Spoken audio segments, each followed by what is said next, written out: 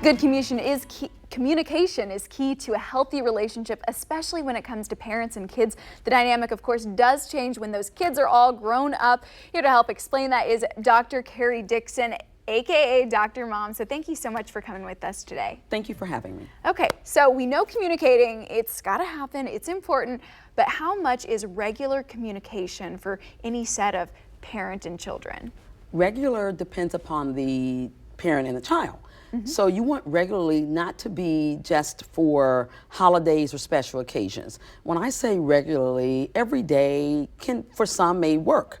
Every other day, every week, but just not waiting until holidays or special occasions come up. That's when it gets kind of awkward because you really don't have a relationship, you're just touching base with one another.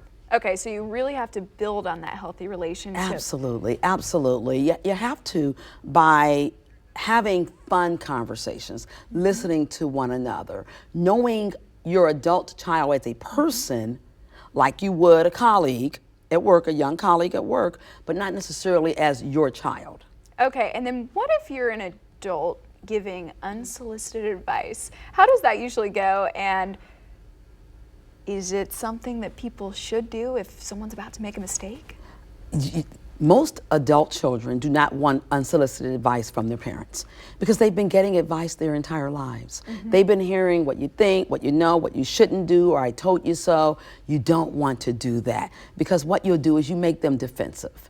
You make anyone defensive when you're giving advice all the time. But it's better to listen and again, build on the relationships.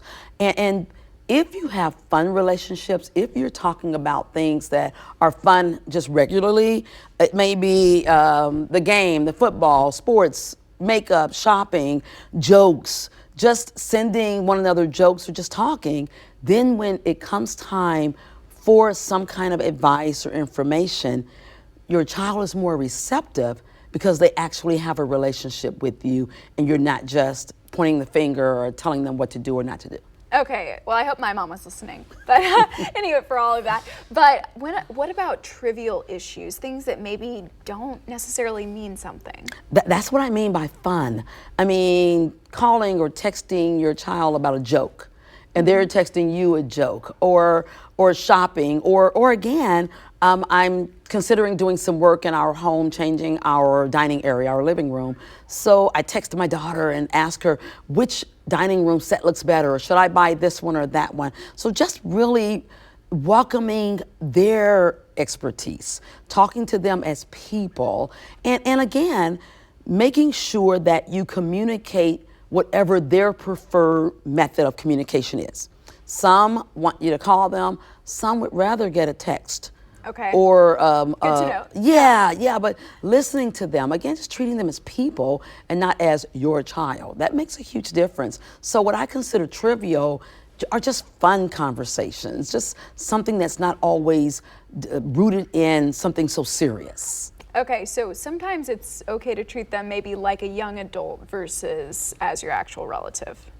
All of the time, it's better to do that because then you're intentionally communicating. So you're communicating in an intentional manner, but treating them as you would someone at work, a colleague who's a young adult, who you're going to respect, you're not too familiar with. You are giving them an opportunity to say who they are, and you're talking about who you are, but you're really talking to them as a person and not as this child that you had from birth. Okay, and we have to go, but you got 3 kids of your own. Do some of them like texting or calls versus the others? Absolutely. Each of them likes something different, and both my husband and I, we adhere to what their mode of communication is. Not without being pushy. We just don't want to be pushy. Okay, thank you, Dr. Kerry. Thank you so much.